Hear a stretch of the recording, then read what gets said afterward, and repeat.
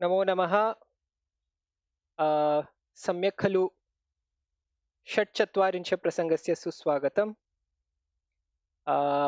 अग्रे गच्छामः। अद्य चित्रस्य वर्णनं कुरु मध्ये अ, नमितायाः रचित एकं चित्रम् अहं प्रेषयामि। परन्तु अ, अ, चित्रस्य वर्णनं कुरु यथा वयं सर्वेषां कुर्मः तथैव एव भविष्यति। एकं चित्रं चिनोतु, तस्मिन् विषये त्रीणि वाक्यानि रचयित्वा अन्यजनान् अवसरं परिणामयतु अथवा समर्पयतु। कः प्रथमं गन्तुम् इच्छति?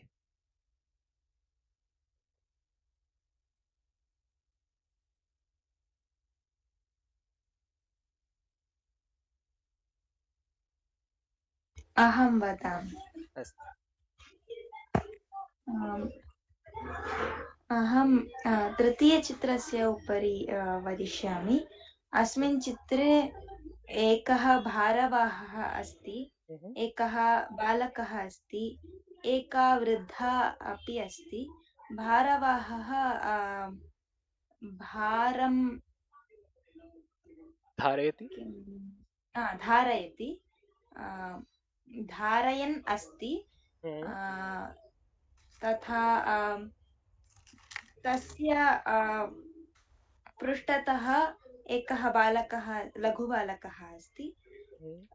प्रायशः पृष्ठे भगिनि भगिनि पृष्ठे तस्याः पृष्ठे तस्य पृष्ठे एकः एकः लघुबालकः अस्ति। मह्म। आम्, आम्, तावदेव। अस्तु। सीमा महोदय? अ, वदामि इति उत्तमम्। अहं इदं विषये वदिष्यामि is for tomorrow onwards. मह्म। If I'm doing now or immediately before after, वदामि एव। that is what we should say. मह्म। अस्तु महोदय, धन्यवादः। सीमा महोदय? अहं प्रथमः प्रथमं चित्रं विषये किञ्चित् अपि वक्तुं प्रयत्नं करोमि। बहु विचित्रं चित्रं। मह्म। मम सादृशं दृश्यते एकः कूर्मः। आङ्ग्लभाषायां ये कूर्मः नद्यां अस्ति, तस्य नाम अस्ति टोर्टोइस्। न टु समुद्रे टर् अस्ति, टर्टल् समुद्रे टर्टल्। चेत् हा। समुद्रे अस्ति चेत् टर्टल् वा? तथा नास्ति। टर्टल् टोर्टोइस् भिन्नम्। टर्टल् एव कूर्मः। कूर्मः एव टर्टल्। टार्टोइस् कूर्मः नास्ति। इदं तु कोरल् इव दृश्यते समुद्र हम्म। तले। हम्म। तत्र बहवः टार्टोइस् अस्ति कच्चेष्ट, परन्तु कूर्म अस्ति टर्टल्। इस् इट् कूर्मावतार जले अस्ति खलु, परन्तु कच्छेष्टः यथा जलं नास्ति तत्र अस्ति। सो टोर्टोइस् एण्ड् टर्टल् यदा व्यत्यासः संस्कृतभाषायां नास्ति इति मन्ये। भिन्न भिन्न भिन्न भिन्न अस्ति खलु। टार्टोइस् भिन्न, टर्टल् भिन्न। अस्तु, चित्रे मत्स्याः अपि सन्ति। नर वा मादा वा न दृश्यते। तर्हि जलमपि अस्ति। द्वौ कूर्मौ मध्ये क्लेशः इति दृश्यते। द्वयोः मुखे स्कूबा डैविङ्ग् गियर् अपि सादृशं किमपि दृश्यते। एकस्य रक्तः वर्णः, द्वितीयस्य नीलवर्ण इव प्लुतक्रीडा दृश्यते। महोदय, प्लुतक्रीडा, स्कूबा डैविङ्ग्, प्लुतक्रीडा। स्मृतक्रीडा, प्लुत प्लुत प्लुतक्रीडा। प्लुत means floating, right? Yeah, under प्लुतक्रीडा, वाटर स्पोर्ट्स। हाँ। प्लुतक्रीडा इव दृश्यते। एकः कूर्मः तु reverse, what do you call it? Let me look it up. What is upside down?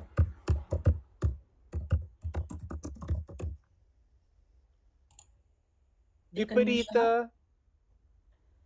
अधोमुख, hmm like अधोमुख Shvanasana.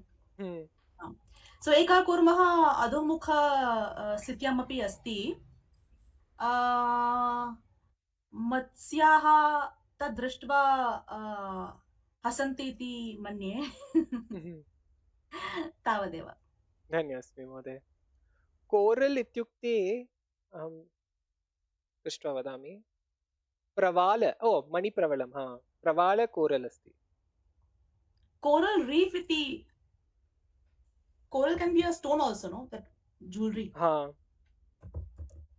So this is coral coral reef. रीफ् इत्युक्ते प्रवाल शृङ्खला.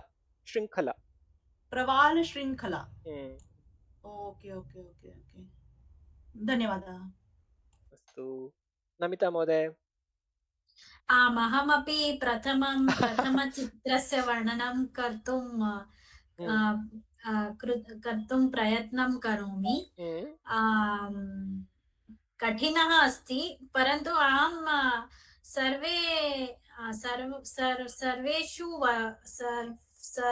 सर्वाणां वदामि. अहम् एतत् चित्रकलां कृतवती द्वौ. सम्यक् कृतवती. हा, धन्यवादः. सो ओके, द्वौ कूर्मौ स्तः समुद्रस्य अन्ते. तौ स्विमिङ्ग् तरणं कृतवन्तौ अथवा तरणं कृतवन्तौ.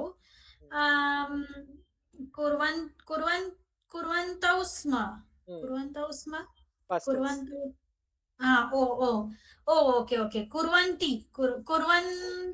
कुरुतः.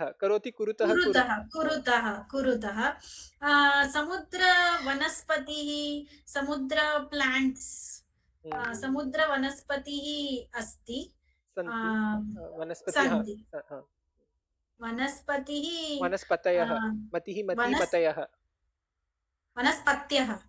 वनस्पतयः इति अहं दृष्ट्वा वदामि. ओके, वनस्पतयः पतयः इति अहं चिन्तयामि. सीमा महोदय.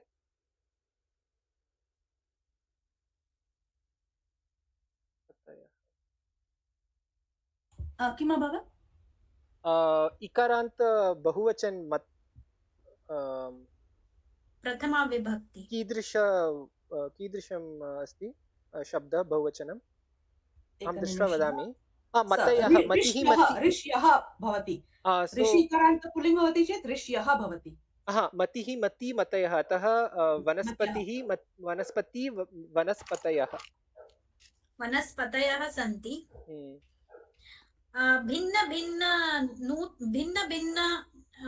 भिन्नभिन्नानि वर्णानि सन्ति. वर्णानां वनस्पतयः सन्ति.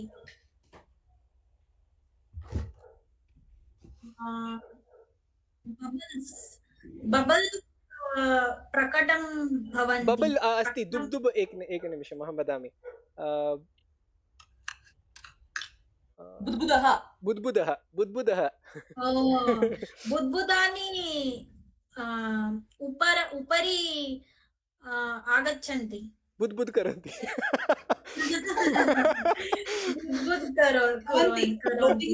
कुर्वन्ति.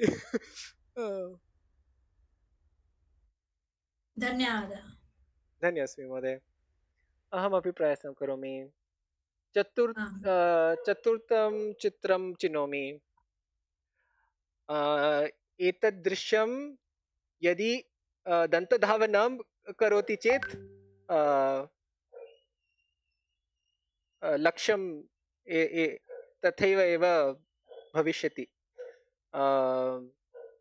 दन्तस्य उपरि भिन्न वर्णाः द्रष्टुं शक्नोति.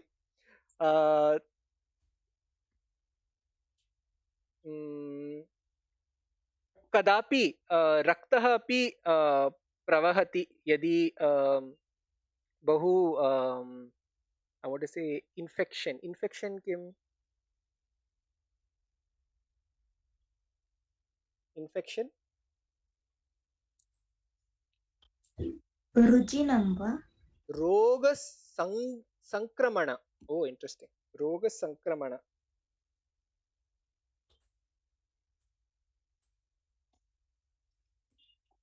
अथवा रोगसञ्चार यदि भवति चेत् रक्त अपि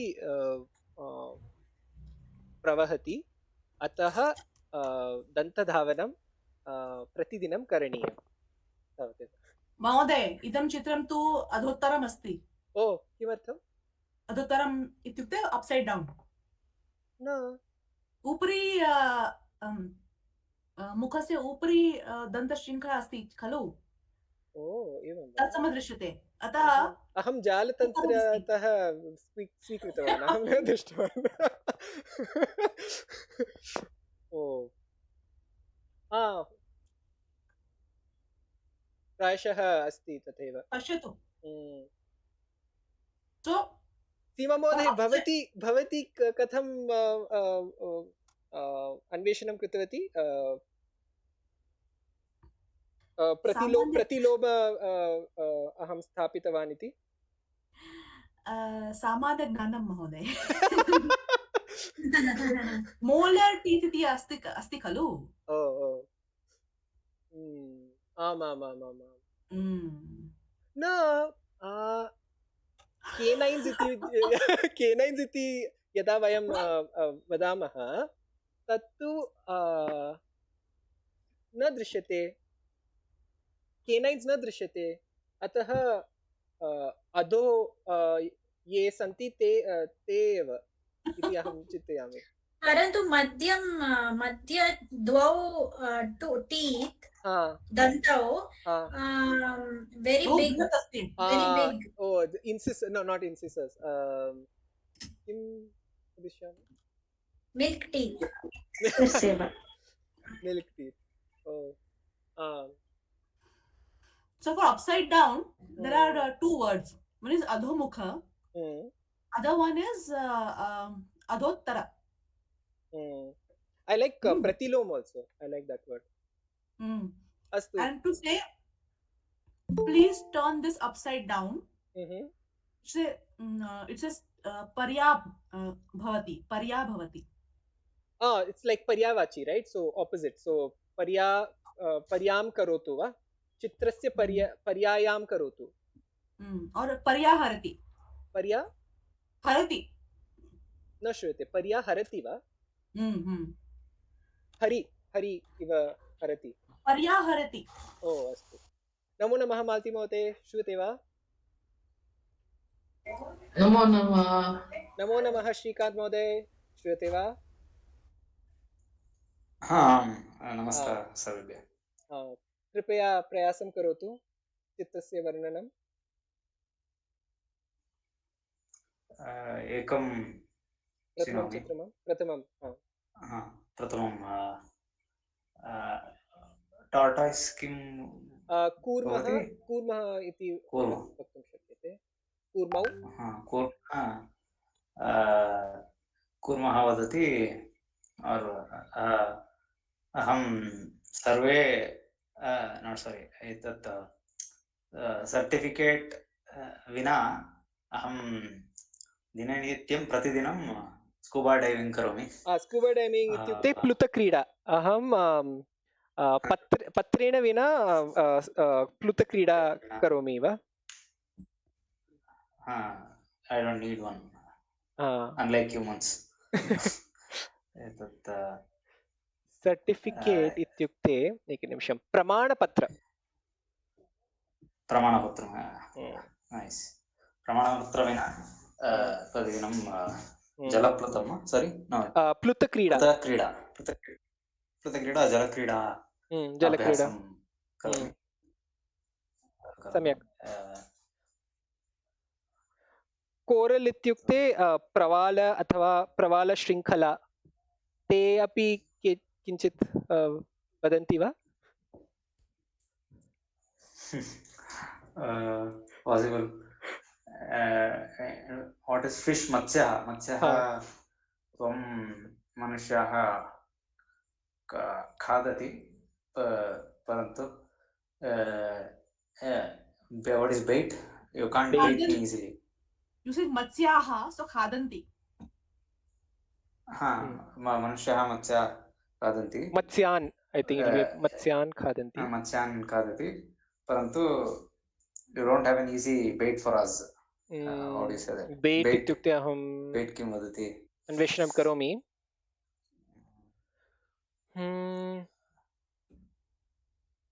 What do you want to say? We don't have?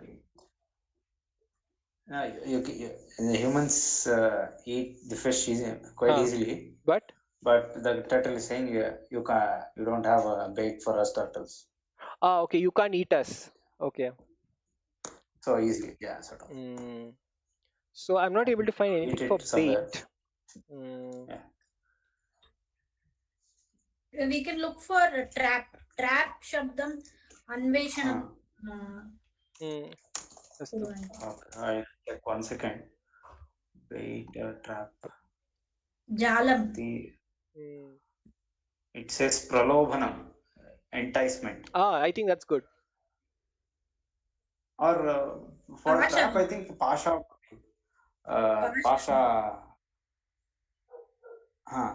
Food is what? What is food? Bhojanam. Bhojana posham visrujyapa.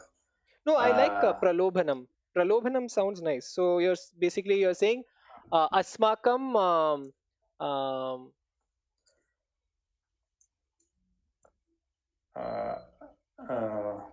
pachana सुलभतया पचनार्थं सुलभतया प्रलोभनं कर्तुं न शक्नुमः न शक्यते नास्ति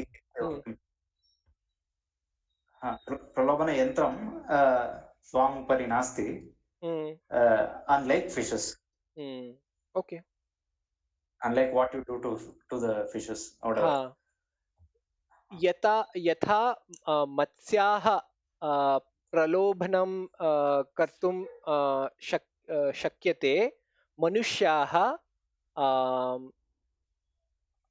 मत्स्यानाम् उपरि त्वां करोति परन्तु तस्य अस्माकं no, it's not similarly, it's opposite, right? Unlike them.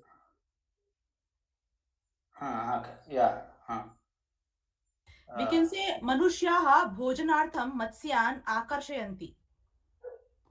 But that's not getting the bait thing that he wants to say. Okay. Tasya na karo. Tasya you can say, then na karo. Like you can't. ताम् उपरि किं प्रयोगम् अथवा किं यन्त्रं प्रयोगं करोति माम् उपरि एतत् प्रयोजनं नास्ति. Simple, I guess. Yeah, I think that works. What works with fishes doesn't work on us because pralobhana yantram nasti. Very good. I think that works. That works. Astu. Malti Mode? अहं द्वितीय चित्रं चुनोमि. द्वार उपरि एकः शुनकः अस्ति. शुनकस्य वर्ण कृष्णः. शुनकस्य बहु दुःखमस्ति. What face? मुखः खेदः अस्ति अथवा दुःखेन दृश्यति. दुःखेन दृश्यते. पश्यति.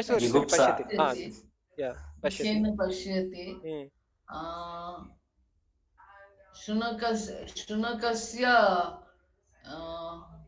the owner, what?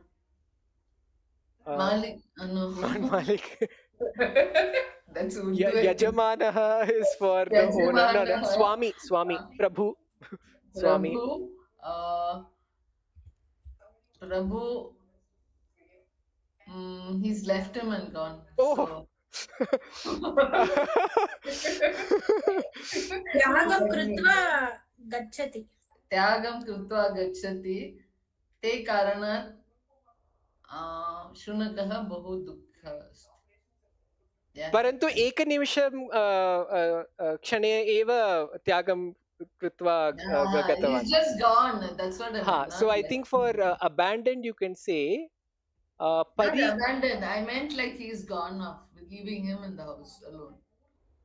It's not abandoned. But parantu shunakah chintayati abandoned eva. Because he's gone, yeah. Yeah. Let's not pass judgment on the poor thing. Already dog is a big topic now. Gone to Supreme Court and come back. Shunakasya Shishuhu actually. Shunakasya Shishu. This is Shunakasya Shishu. You mean the mother has left him? No. This is the, you want to say puppy. So for puppy, Yeah. Shunaka. I think Shunaka. Okay. Okay. धन्यवादः. धन्योस्मि. एकनिमिषम्. अथवा लघु शुनकः अपि वक्तुं शक्यते.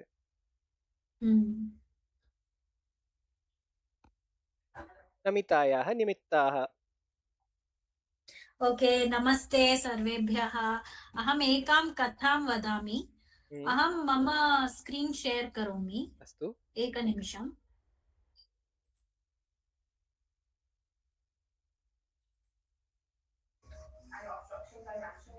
दृश्यते वा? आम्. दृश्यते. ओके. त्रयः मीनाः एकस्मिन् कासारे मीन्स् लेक् और सरोवर. त्रयः मीनाः वसन्ति. आनन्देन ते जलेन सञ्चरन्ति. कश्चन दाशः मीन्स् फिशर्मैन् मित्रैः सह तत्र आगच्छति. सः एव वदति, श्वः जालम् आनेष्यामः, मीनान् गृहीत्वा गृहं नेष्यामः इति. इदं वचनं मीनाः आकर्णयन्ति means heard. They heard this talk. तेषु एकः मीनः भणति means tells. So that is like a synonym to वदति. अहम् अत्र न तिष्ठामि, अन्यत्र गमिष्यामि इति. सः शीघ्रं जलद्वारेण अन्यत्र गच्छति. द्वितीयः ब्रवीति, सो दट् इस् आल्सो टेल्स्, श्वः प्रातः अहं गमिष्यामि. श्वः खलु दाशः आगमिष्यति, त्वरा कुतः इति. त्वरा कुतः means like watt is the urgency. सः परेद्युः अन्यत्र याति. परेद्युः मीन्स् नेक्स्ट् डे. तृतीयः चिन्तयति, यथा दैवमस्ति तथा भविष्यति, श्रमेण किं प्रयोजनम्, अहम् अत्रैव स्थास्यामि इति. सः कुत्रापि न चलति. परेद्युः प्रातः दाशः जालं गृहीत्वा आयाति कम्स्. सः जालेन तं मीनं गृहीत्वा गृहं नयति. I think everyone knows carries. आलस्यं विपदं जनयति. difficulties because of laziness. अतः प्राज्ञाः अलसाः न भवन्ति. प्राज्ञाः means intelligent people. They are not lazy. They don't procrastinate. So there is one shloka. चिन्तनीया हि विपदाम् आदावेव प्रतिक्रिया, न कूपखननं युक्तं प्रदीप्ते वह्निना गृहे. Means if there is any difficulty, then you should think of a solution beforehand itself. Like if the house is on fire, at that time you cannot dig a well. Okay, that's it. धन्यवादः महोदय. बहु सम्यक्. अग्रे गच्छामः.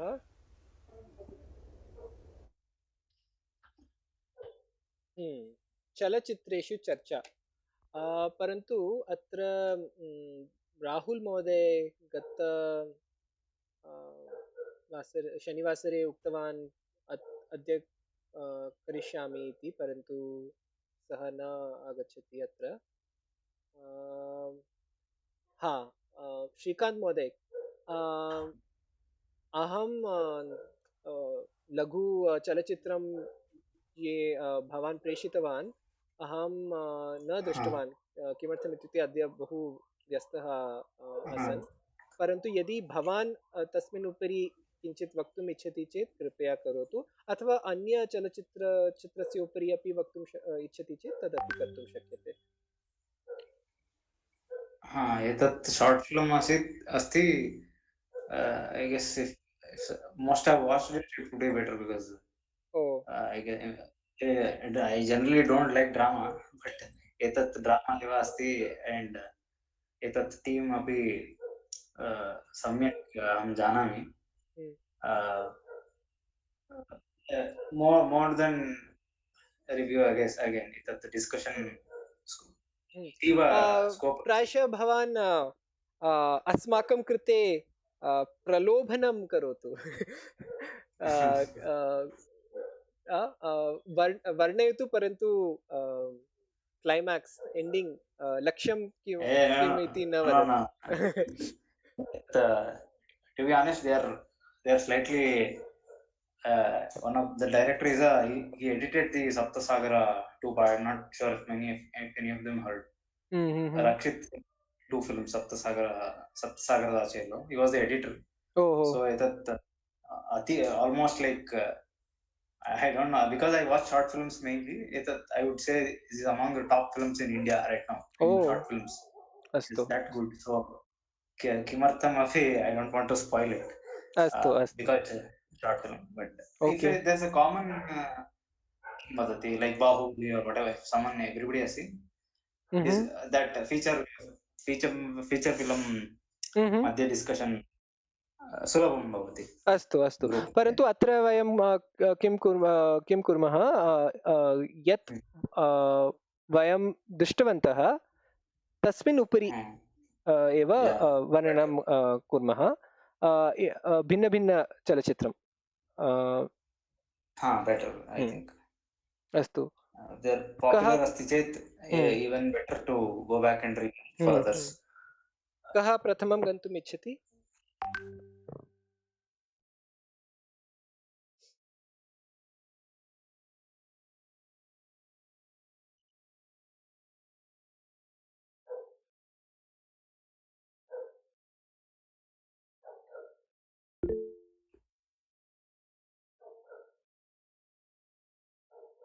नमिता महोदय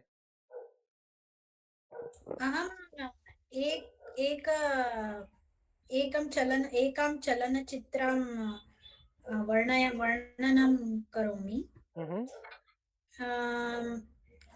तस्य नाम Mrs Chatterjee verses Norway अस्ति सो अहं संक्षिप्तरूपेण वदामि अहं चलचित्रं न पश्यामि ओके परन्तु अहं तस्याः कथा जानामि अहं वदामि अस्तु एका दम्पती नॉर्वे मध्ये वसति सो ते शिशून् ओके तस्य क्षम्यतां मम संस्कृतम् अतीव बिगिनर् अस्ति तस्य शिशून् द्वौ बालकौ अस्ति द्वौ बालकौ स्तः द्वितीयः बालकः तु अतीव लघुः अस्ति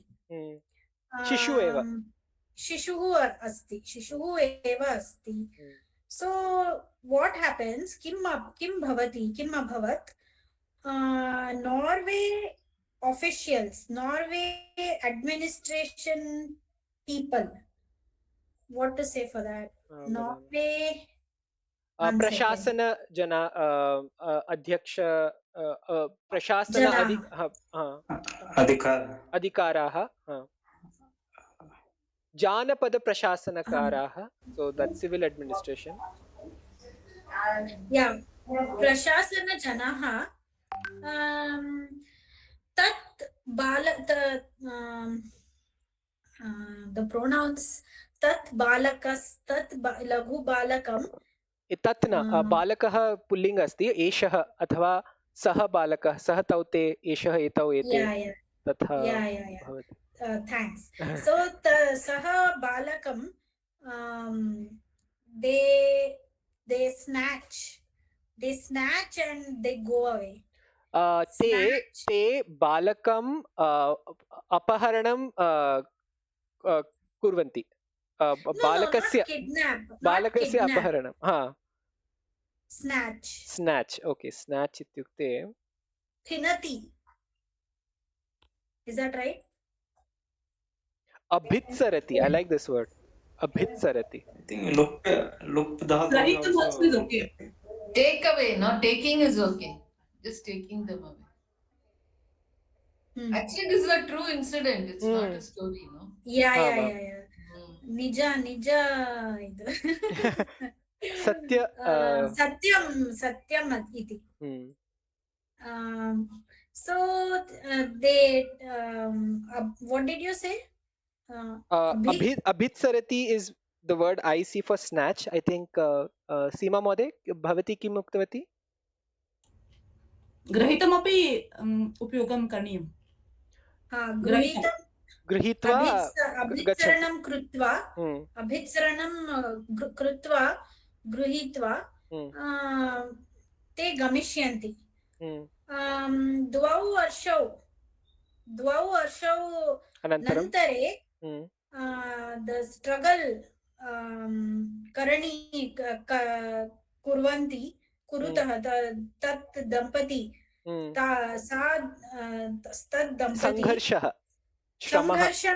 संघर्षं कृतवन्तौ तदनन्तरे तत् बालकं प्राप्तवन्तौ सम्यक् महोदय भवती प्रयासं कृतवती समीचीनं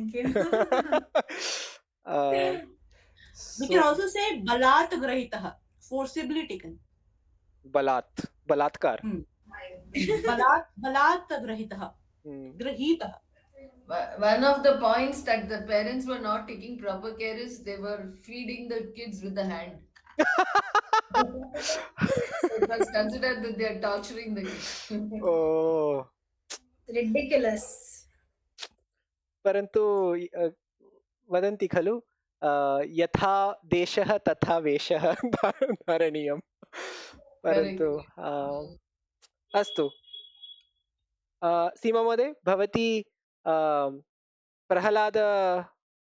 प्रह्लादम् उपरि चलचित्रं दृष्टवती वा न दृष्टवती इदानीं तु अस्तु ओके भवान् न अन्य कोऽपि चलचित्रं किं प्रह्लादं चित्रं द एनिमेटेड वन आम् अहमपि न दृष्टवान् टैम् नास्ति अस्तु अहं एल्सबेत् नाम अमेज़ान् प्रैम् प्रायशः अस्ति तत्र अहं एकः प्रसङ्गः दृष्टवान् मम पितरौ प्रतिदिनं दृष्टवन्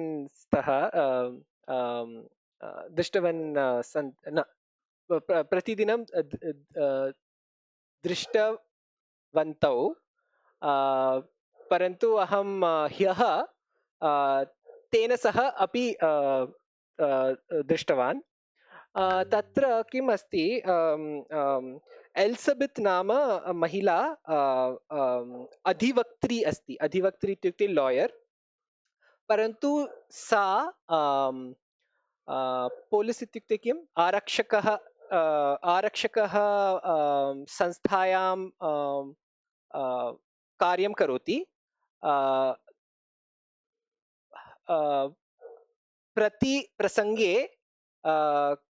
कोऽपि मरणं प्राप्नोति सा कथं कः इति अन्वेषणं करोति तथैव एतादृश एव चलति सीरियल् इत्युक्ते किं सीरियल धारावाहिका धारावाहिक हाँ एषः चलचित्रं न परन्तु धारावाहिक चलचित्रं हाँ what is for detective you can use the डिटेक्टिव् word. अस्ति एकनिमिषं डिटेक्टिव् चर इति अस्य लिखितमस्ति I'm not happy. Investigation, let's say. I think we'll have to create a samas. We'll have to create a samas. अनवेशनम् Actually, mimamsa is investigation. Yeah, So anaveshakah.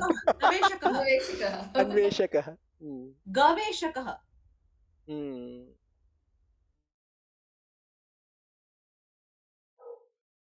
Okay गावेक्षकः nice अस्तु अन्य कोई कोऽपि काव्या महोदय सीमा महोदय मालती महोदय अहं केसरी 2 इति हिन्दी चलनचित्रम् अस्ति ओ प्रायशः बहु जनाः दृष्टितवन्तः किन्तु एतत् चित्रं बहु सम्यक् अस्ति अहं बहु इष्टितवती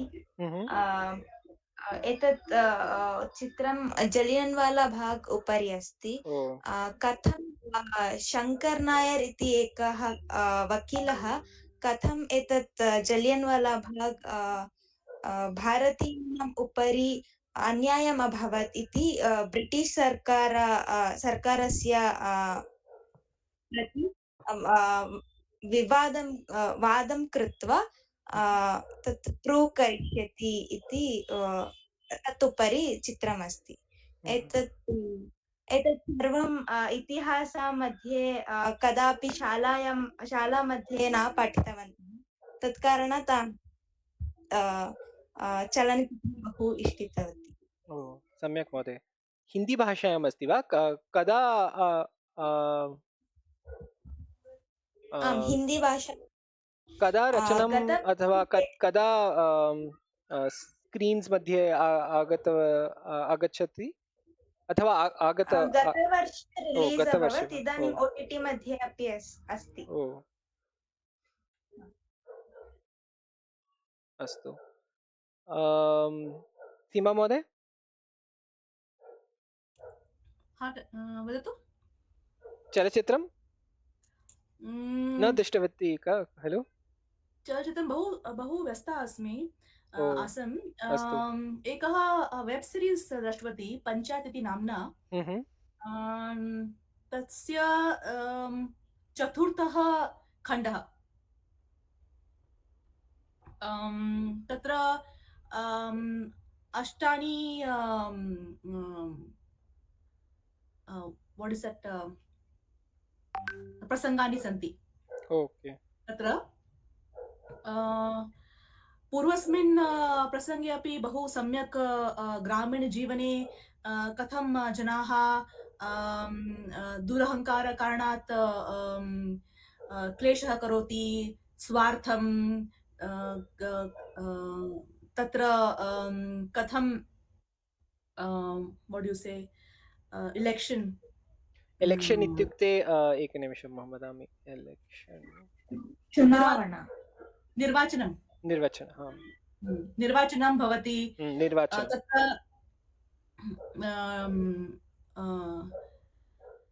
what do you call it तत्र मार्गे दण्डदीप स्थापनं तस्य कार्यस्य विषये बहु क्लेशाः भवति कथं भवति बहु सम्यक्तया तत्र प्रदर्शितवन्तः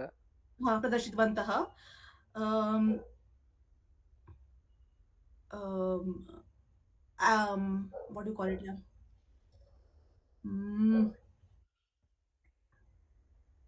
Amazon Prime मध्ये अस्ति वा अधुनापि अस्ति बहु फेमस् अस्ति बहु व्याख्यातः अस्ति पञ्चायत् वेब् सीरीस् प्रायशः मम पितरौ अपि दृष्टवन्तः इति चिन्तयामि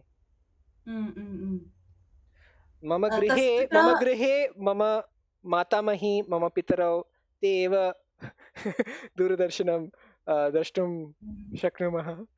अहम् अभिनयम् अपि बहु सम्यक् अस्ति। सर्वे तत्र बहु सम्यक्तया व्हाट डू यू से नाट्यं कृतवन्तः। तत्र ग्रामस्य नाम फुलेरा गाम कौली डिस्ट्रिक्ट इति नाम्ना काल्पनिकग्राम क्षेत्रः अस्ति। बहु सम्यक्तया दृष्टवन्तः। सम्यक् विख्यात, क्षम्यताम् अहं प्रायशः दोषसहित उक्तवान्। विख्यातः प्रसिद्धमस्ति, बहु प्रसिद्धमस्ति। विख्यात इत्युक्ते फेमस्। अस्तु, मालती महोदय। No, it will be a struggle. No, I don't remember चिन्ता मास्तु also. महोदय. You can frame it in English and then we will all try together. I saw Prahlad, but but I kept quiet.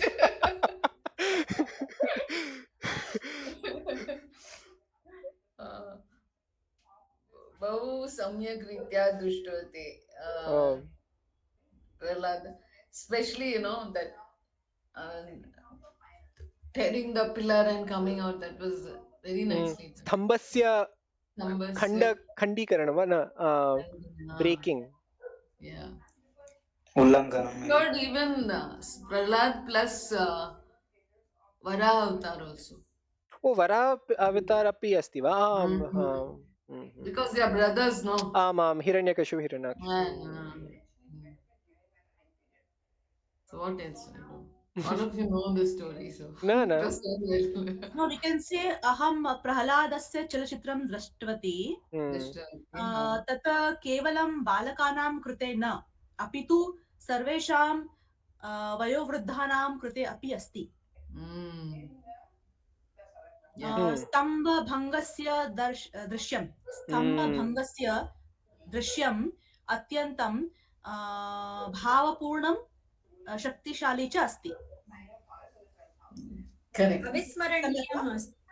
You should have seen the movie instead of me. I've seen reviews. भङ्ग विहाय अन्य शब्द अस्ति वा उपयोग करणीयं चेत्?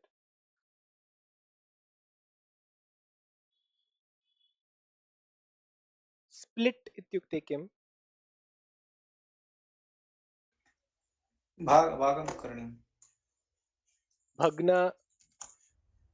भेदनं, द्विभागमा, no.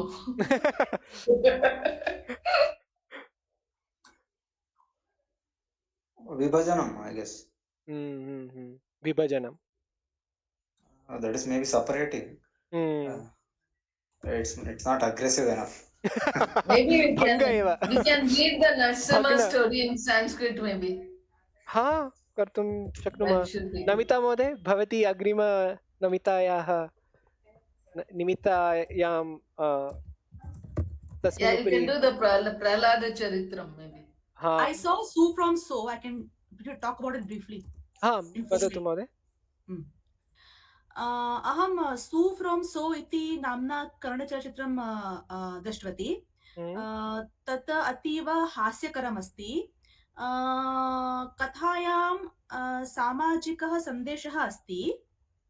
अन्धविश्वासः अपहसितः अस्ति। अन्धविश्वासः न करणीयम्। what do you call it? 1 second. The word is कपटगुरुः समाजे बहवः सन्ति। sorry, बहवः सन्ति।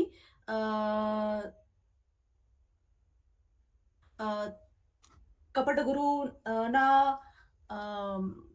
ये उक्तमस्ति तत्तु विश्वासं न करणीयम् इति सामाजिकसन्देशाः बहूनि सन्ति चित्रे।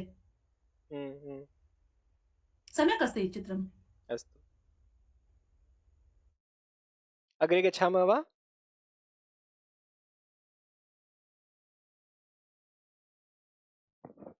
वदन्तु सर्वे। आं गच्छामः।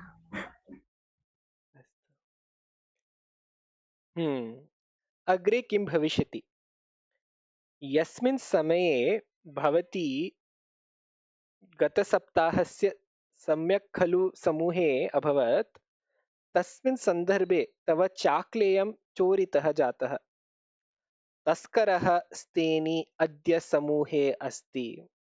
अपराधी कः अथवा का इति पृथक् पृथक् जनान् प्रश्नेन निश्चिनोतु।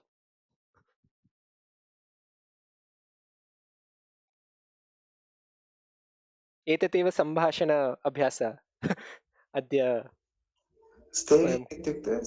Steny is I was looking for a female word for robber, so I got Steny. Oh, okay. Taskara is also robber. thief. Right. Anyway, interesting. Pratidinam mama grahe chakleyam ekam patram madhye asti. Mama grihasya nama candy house asti. It's very true. So pratidinam balakah balika they अन्वेषणं कुर्वन्ति। गृहस्य अन्वेषणं कुर्वन्ति वा गृहे? Okay.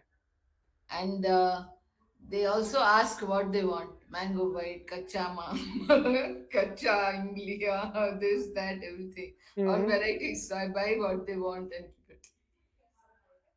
This is true story, Mode? True. Oh, कृपया भवत्याः गृहस्य अङ्कः ददातु, अहमपि आगच्छामि।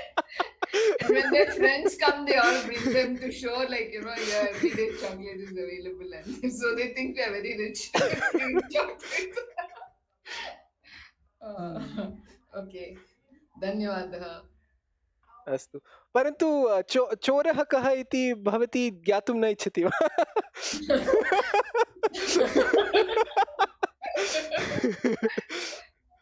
भवती सन्तुष्टः कोऽपि आगत्य तस्करस्य रूपं धारयित्वा सर्व बालकः बालिकाः चाक्लेयं चोरितवान् अथवा चोरितवती इति अस्ति। With my knowledge. अस्तु। अहम् अर्थं न अवगतवती। कृपया आङ्ग्लभाषायाम् अनुवादं करोतु।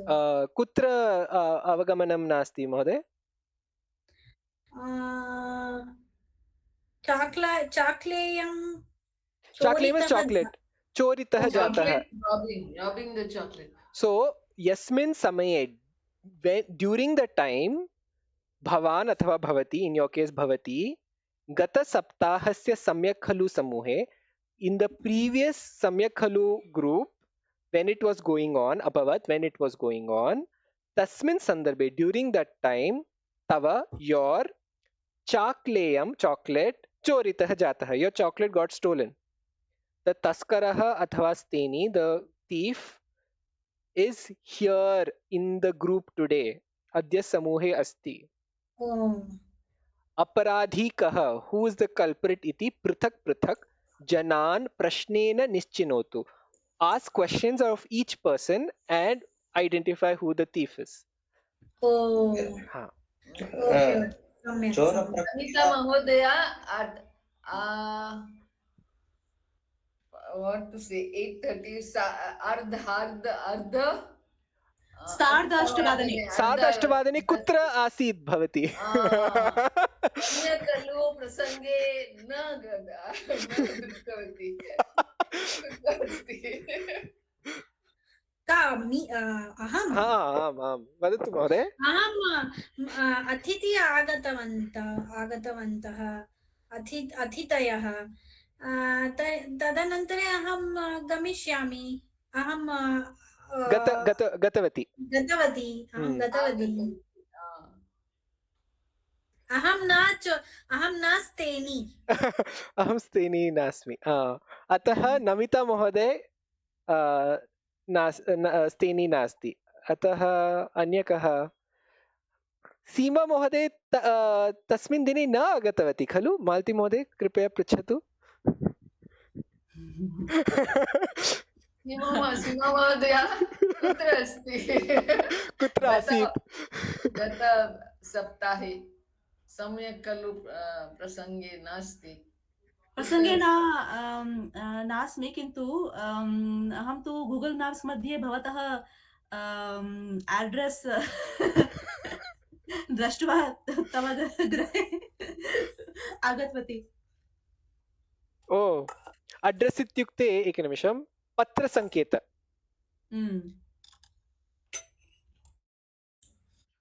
उबर् मध्ये वा? उबर् मध्ये you spent money on Uber and came to the house and took chocolate. किन्तु चॉकलेट तु चौर्यं मम न कृतम्। ओ अस्तु, केवलम् आगतवती गृहे, परन्तु तावदेव। यदा भवती आगतवती तदा चाकलेहम् आसीत् वा नासीत् वा? चाकलेहं दृष्ट्वा आशीर्वादं दत्वा समयः कः यदा भवती चाकलेहं दृष्टवती गृहे? समयः कः? 9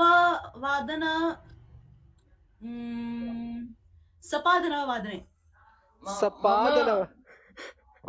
अहं चिन्तवती काव्या महोदया अत्र चाकलेहं चोरितवती। नास्ति महोदय, नास्ति। गतसप्ताहे मम आरोग्यः किञ्चित् सम्यक् न आसीत्। अहं वैद्यालयं गतवती। किमर्थम् अहं चाकलेहः चोरयामि? भवती एव वदतु। वैद्यालयतः पत्रमस्ति वा काव्या महोदय भवत्याः? एतत् वरुण महोदयस्य कार्यमेव, सः एव तस्करः। परन्तु काव्या महोदय भवत्याः कृते वैद्यतः पत्रमस्ति वा आरोग्यं सम्यक् नासीत् इति? कथं वयम्? अहमेव वैद्या।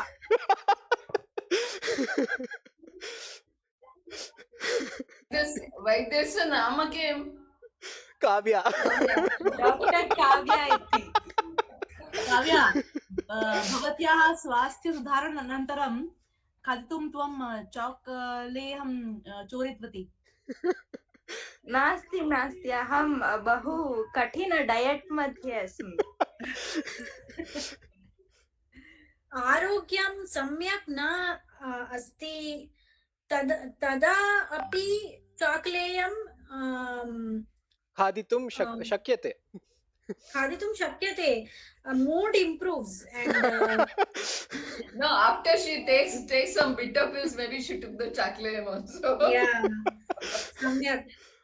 So mood is manodasha.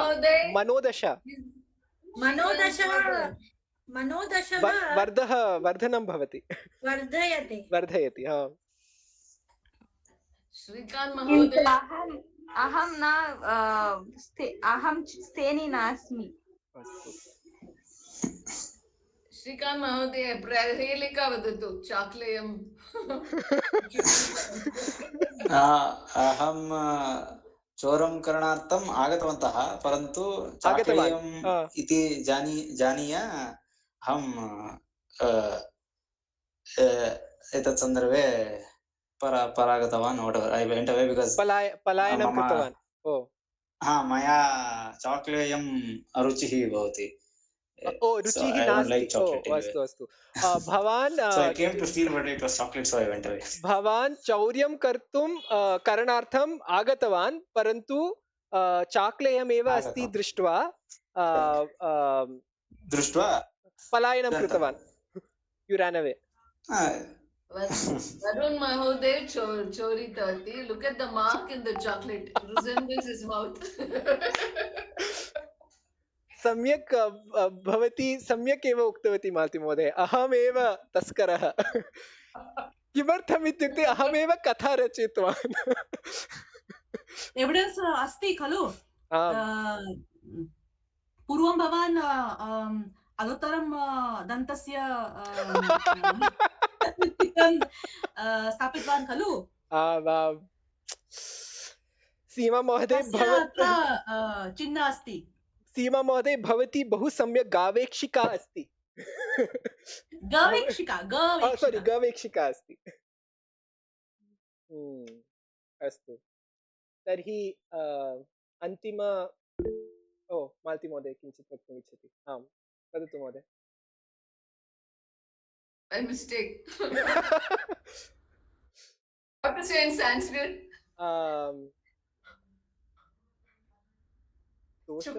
Chuka. No, chuka. सा प्रायशः अहमेव स्तेनीति वक्तुं हैंड रेज कृतवती। स्खलित is mistake. Kalita, okay. Pramadat you can say. By mistake means pramadat. परन्तु Accidentally, unintentionally is by oversight is pramadat.